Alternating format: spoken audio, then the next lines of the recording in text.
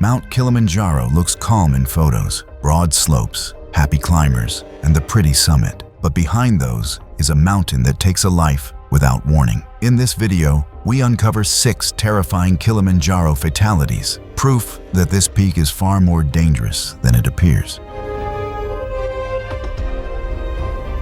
It was January 11th, 2016, on the upper slopes of Mount Kilimanjaro. The thin night air bit against exposed skin, and the glow of headlamps stretched in a line toward the crater rim. Before sunrise at Stella Point, one climber's determination would cross into fatal misjudgment. Graham Veheman was 36, a financial analyst from London. He lived by metrics, heart rates, split times, performance reviews. A weekend marathoner, he prided himself on efficiency and toughness, repeating to friends that pain was temporary, but persistence defined him. Climbing Kilimanjaro had been an office dare, a goal born from boasting, but he prepared by logging treadmill miles and occasional hill sprints. His colleagues Priya and Daniel joined partly for camaraderie, partly to measure themselves against him. The Mashame route was marketed as manageable for fit amateurs, but the reality was stark. Barafu Camp, the last staging point at 15,331 feet, left most struggling with headaches and shallow sleep.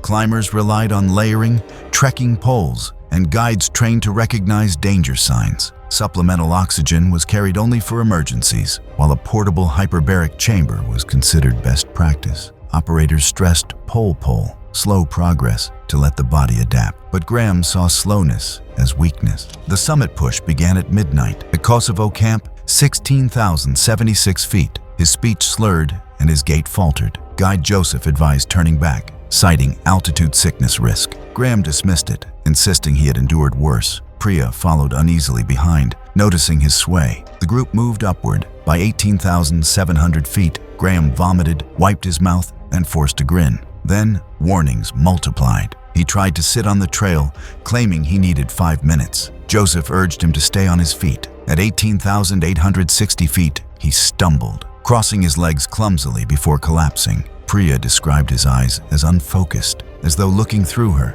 Joseph placed an oxygen mask over his face and demanded immediate descent. The second guide hurried ahead with a stretcher alert, but conditions required they move Graham by dragging and half-carrying. During the descent, he grew combative. He ripped off his gloves, clawed at his jacket, muttering incoherently. His lips darkened, skin mottled by cold and lack of oxygen. Joseph and the second guide laid him on a foam pad, shielding him with a bivy sack as spindrift gathered. They attempted oxygen and chest compressions when he no longer responded to pain. The radio crackled back with stretcher instructions. The guides alternated compressions and breaths in the snow. By 5:18, after repeated cycles, Joseph called off resuscitation. Graham's body was wrapped for evacuation, his summit dream ending beneath the crater edge. He was carried back to Barafu Camp, then down to Mueka Gate. A brief memorial was held in Moshi, his colleagues present but subdued, before his body was flown home. His London office organized a service, co-workers quietly acknowledging how pride had pushed him past warning signs. The Tanzanian medical examiner confirmed cerebral edema as the cause of death. Park authorities reviewed outfitter protocols, stressing that guide instructions must be final and that oxygen alone was insufficient. They urged operators to provide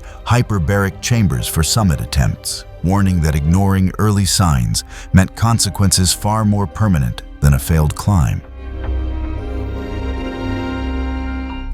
It was September 3rd, 2015, on the western breach of Mount Kilimanjaro. Dawn light revealed fractured rock and streaks of thaw across the steep gully below Arrow Glacier as climbers moved cautiously. The day promised clear skies, but carried risks hidden in the mountain's unstable face. Elena Renfield was 28, an ICU nurse from Denver. She worked rotating shifts, balancing exhaustion with long hikes in the Rockies that became her outlet from hospital intensity. Colleagues admired her resilience and her deliberate approach to risk, often noting that her medical training made her more cautious than reckless. For Elena, summiting Kilimanjaro was not about conquest, but about seeking a quieter, more authentic route. She bypassed the crowded Morang and Machame paths, instead committing to the remote Lemosho variation with a western breach finish, a choice her friends said reflected her preference for solitude and challenge. The western breach was known for exposure and rockfall. Unlike the standard summit routes, it demanded helmets, close guide supervision, and early starts to reduce thaw hazard. The terrain comprised steep gullies filled with loose scree and blocks that shifted with temperature changes. That morning,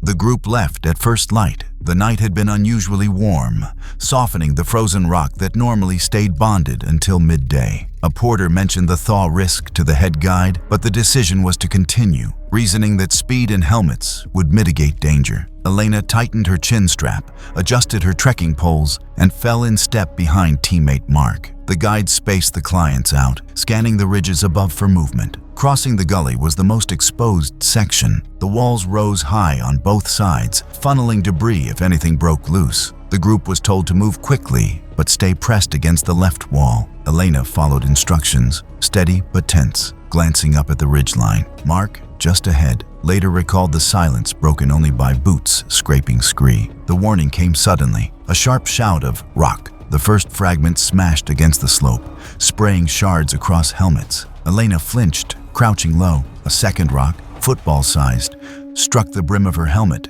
and deflected into her face, cutting deep.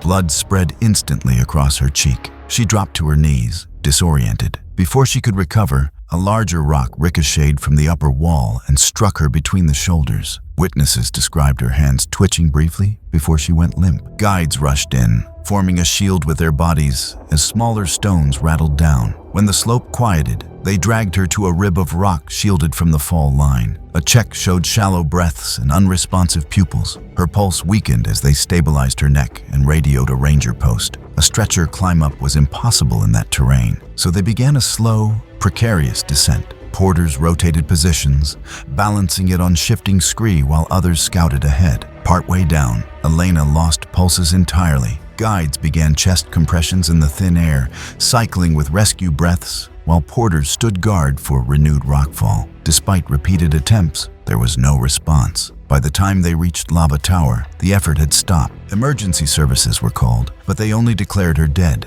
Her remains were carried off the mountain by stretcher, then escorted down the Mueca route for eventual repatriation. In Colorado, her funeral was held in a closed casket service, attended by co-workers, family, and friends who remembered her dedication to both patients and the outdoors. Authorities issued a report afterward, reiterating that the western breach should only be attempted when freeze conditions held firm. They re-emphasized helmet mandates, strict timing advisories, and operator accountability in choosing routes.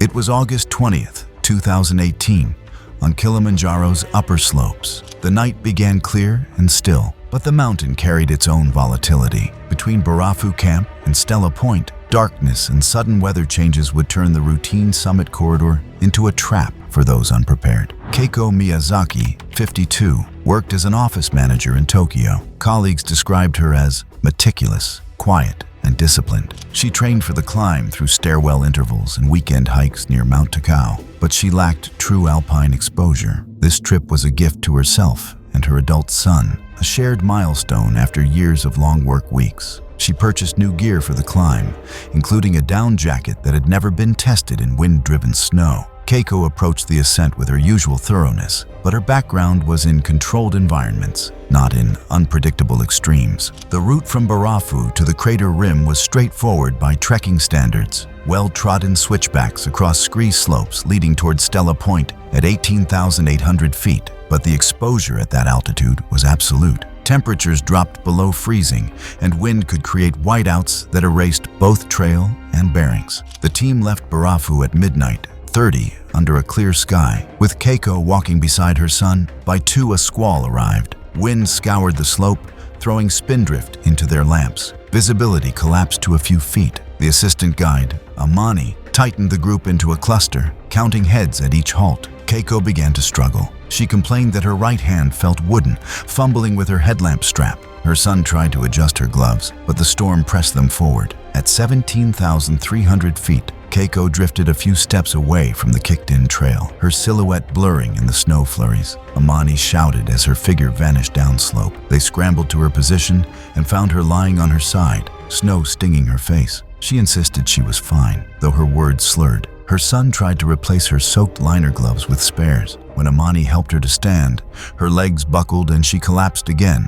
Recognizing hypothermia, Amani pulled a bivy sack from his pack and wrapped her. They turned downhill immediately, but the gale cut into their pace. Wind chill made every pause dangerous. 10 minutes later, Keiko began repeating her own name, then trailed into silence. Her son begged to descend faster, but Amani called ahead on the radio, arranging help, and chose to shelter behind a rock rib for protection. He massaged her hands and tried to force warm drink into her mouth, but swallowing reflex faded. Keiko's shivering stopped. Her son later told rangers that her skin felt like ice even through the gloves. When 2 porters arrived an hour later with a stretcher, she was barely conscious, her carotid pulse weak and slowing. They strapped her in and began the descent. Within minutes, she lost responsiveness altogether. Repeated cycles of CPR continued as they moved lower, but her heart did not restart. By the time they reached Kosovo Campi, she was cold and pulseless. A Buddhist service was held in Moshi with the assistance of a local interpreter. Her body was repatriated quietly to Japan, where only a short obituary appeared in local news. Following the incident,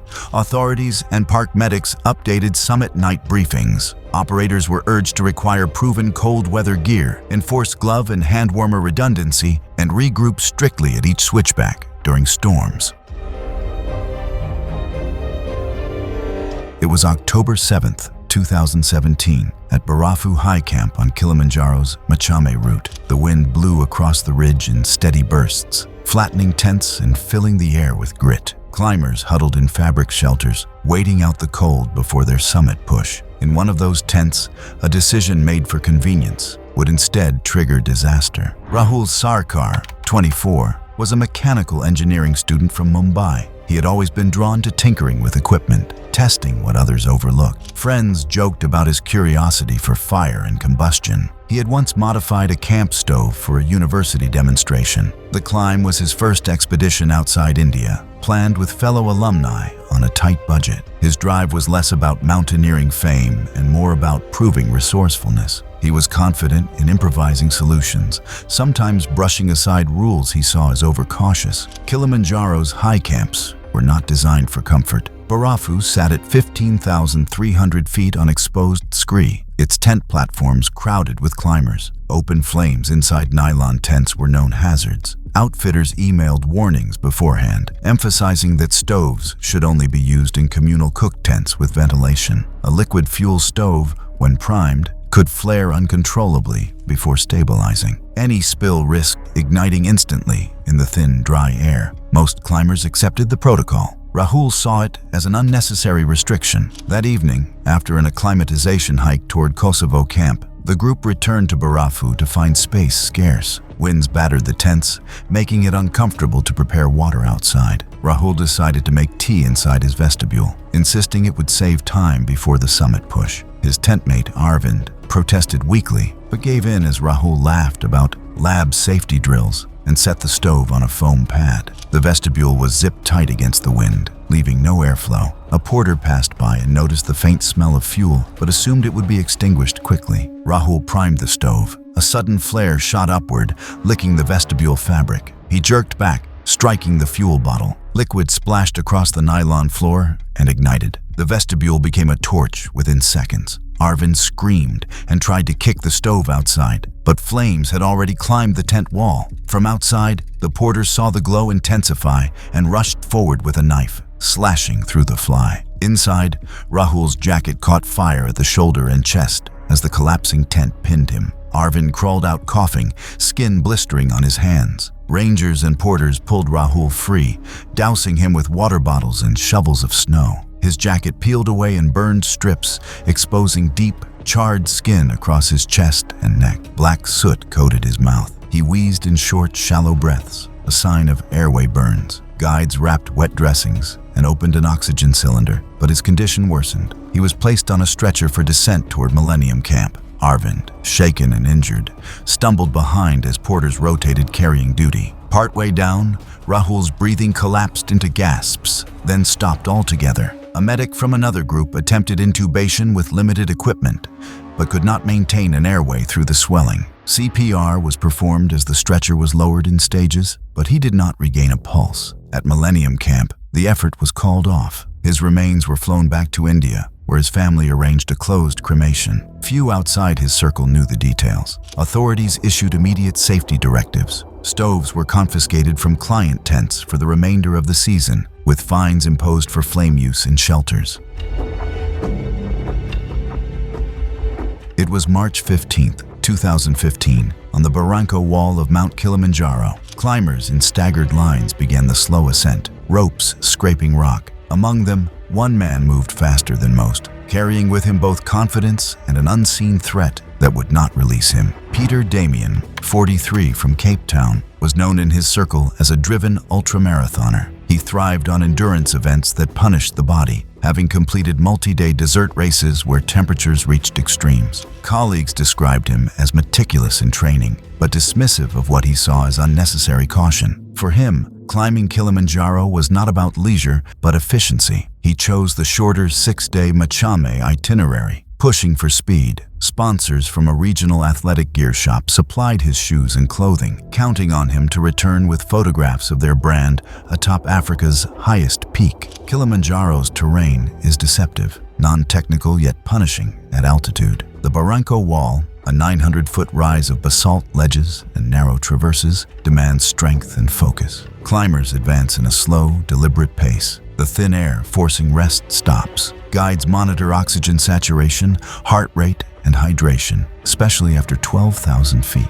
That morning, he had woken from a restless night at Barranco camp, coughing with a throat that felt raw. A pulse oximeter reading showed saturation in the low 80s, far below normal sea level values. His guide noted the numbers with concern. Peter brushed it aside, insisting he felt strong, and began the climb first. Others noticed his pace slowing midway. He paused more often, hands on his knees, lips showing a faint bluish hue. When asked to stop, he waved them on, unwilling to fall behind. Near the upper section, where the wall opens into switchbacks leading to Karanga Valley, Peter bent double, coughing hard. Pink froth appeared on his lips, a telltale sign his lungs were failing. His sister called out, and the lead guide, Musa, rushed forward. Peter tried to straighten, pushing for another step, then slumped onto a rock, gasping. Musa fitted bottled oxygen over his face and insisted on immediate descent. Peter attempted to rise but staggered, nearly falling off the narrow ledge until his sister grabbed his pack strap. His breathing grew rapid and wet, and he muttered that his chest felt flooded. They began a supported retreat down the wall, porters taking turns steadying him. Each step drained him further, the oxygen mask barely helping. Peter's skin turned gray, sweat soaking through his shirt despite the cool air. He collapsed on the trail, his eyes glassy, head rolling back as he struggled for breath. Porters hurried a stretcher into place, strapping him in while Musa directed the descent toward Karanga Valley. Clouds rolled in, cutting visibility and grounding the helicopter option. The group pressed on, stumbling over rocks as Peter's body weakened. By the time they reached the valley floor, his pulse was faint. Guides tried to clear fluid from his airway, wiping froth that continued to rise. Despite supplemental oxygen and chest compressions, his heart stopped before they could reach Karanga camp. His sister brought home his remains. Weeks later in Cape Town, his running club organized a service. Fellow athletes placed his race bibs on a table beside his photograph, and the club dedicated their annual ultramarathon to him. In Tanzania, park medics issued updated safety sheets warning of accelerated itineraries and fit but fast climbers who often underestimated acclimatization needs. Within months, most expeditions carried pulse oximeters at every stop as standard practice.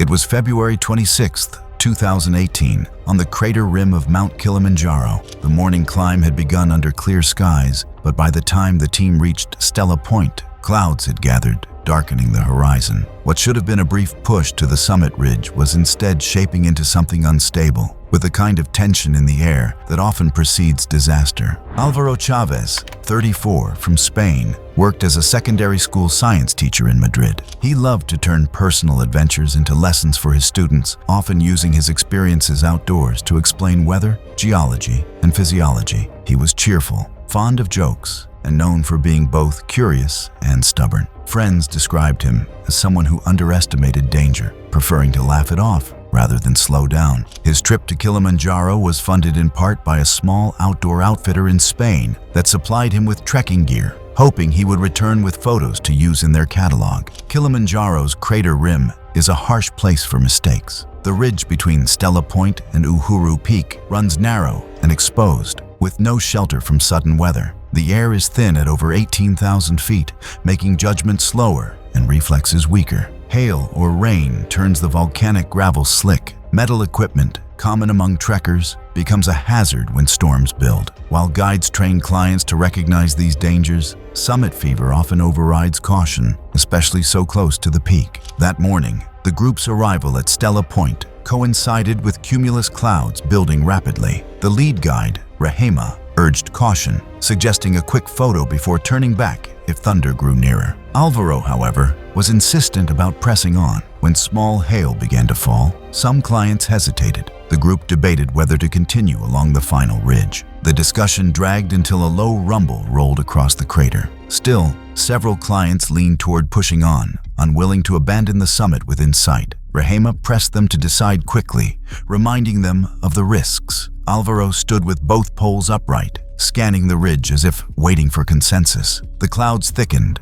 and the hail increased, pelting faces and hands. Despite warnings, momentum carried the group a short distance farther along the trail. Suddenly, a sharp crack of thunder followed almost instantly by a blinding flash struck the rim. The bolt hit directly where Alvaro stood. Witnesses saw his body arch backward before collapsing to the ground, smoke rising from his jacket. The sharp smell of ozone filled the air. His trekking poles clattered to the rocks, glowing briefly with residual heat. Rahema shouted for everyone to drop poles and crouch low, forcing the group to huddle against the lee side of the ridge as hail whipped around them. One client reached Alvaro first and saw a dark burn mark tracing from his neck down his chest, where a thin chain had rested. His breathing was absent, his pupils unresponsive. Rahema and another guide began compressions, alternating with attempts at rescue breathing. Each cycle yielded no change. The sound of thunder continued overhead, with more flashes flickering across the summit plateau. After repeated CPR efforts without a pulse,